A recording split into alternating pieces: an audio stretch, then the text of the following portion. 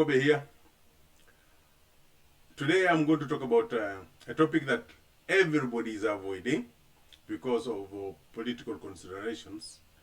But I'm going to talk about it because whether you believe in evolution or in creation or not, we all understand that nature and the universe are not homogeneous. They are diverse. We have the sun, we have the moon, and we have the planets. The planets are different from each other. Similarly, on Earth, we have animals and we have plants. And each plant is different from the other, and each animal is different from the other. So diversity is the nature of the beast. If homogeneity were natural or were better, nature is a good selector. We would have ended up with almost everything looking the same. We could have ended up the sun, everything is the sun, or everything is the planet, or something like that. But we ended up with diverse items, diverse living things, diverse animals, and diverse plants. So, for anybody to say that homogeneity is the way to go, that's not natural, and that is, we know that when we learn from nature, we succeed. When we don't learn from nature, we fail. So today we're going to talk about the anti-goal. Why some high-paying jobs are not worthy for Black, Indigenous, and people of color professionals in the post-DEI America. We know that this is 2025, and there has been a systemic shift which has rattled the corporate landscape. The US federal government has eliminated its diversity, equity, and inclusion programs and now requires any organization doing business with it to follow suit. This has sent shockwaves through the private sector, with many companies, especially those with federal contracts, quietly scaling back, rebranding, or outrightly dismantling their diversity, equity, inclusion, and belonging initiatives to avoid legal and financial penalties.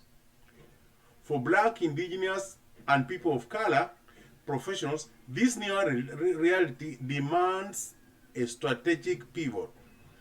A high salary is no longer the only metric of a good job. In fact, it can be a deceptive lure into a workplace that, while financially rewarding, can be emotionally and psychologically taxing. The new anti-goal is to avoid those environments at all costs to ensure your mental well-being and long-term career satisfaction.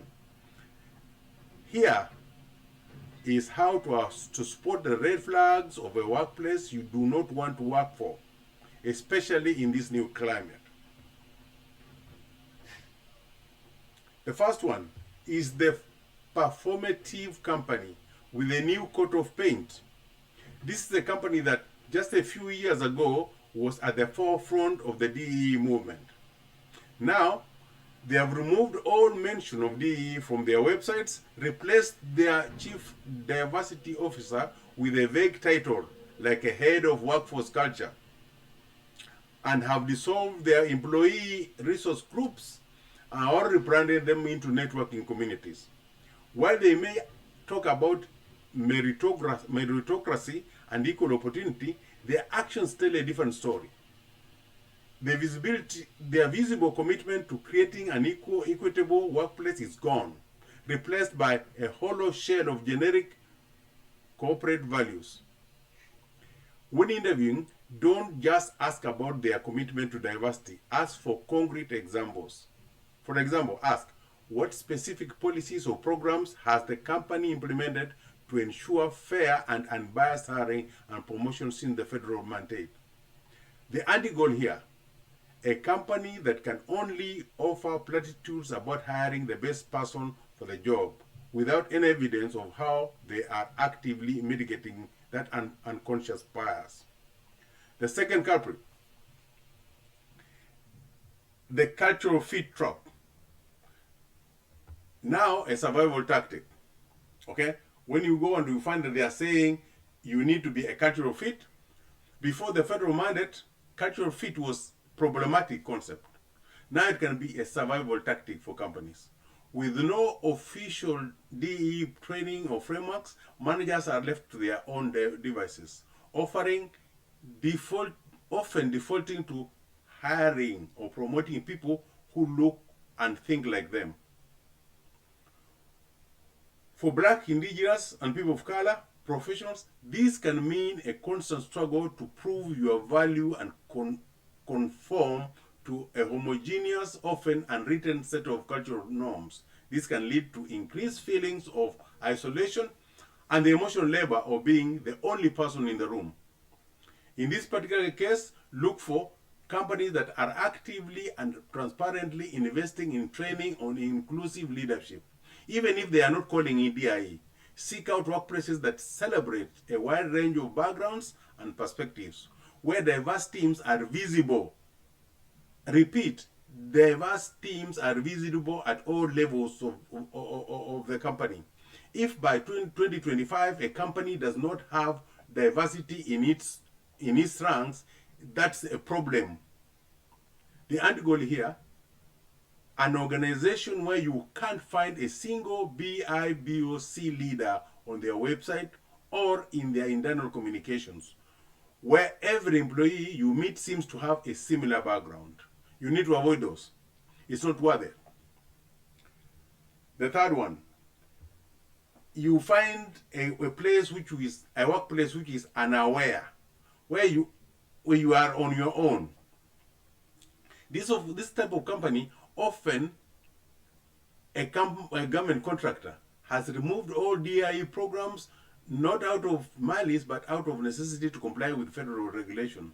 The problem is they haven't replaced these programs with anything. This leaves a vacuum where biases and microaggressions can thrive with no official channel for recourse.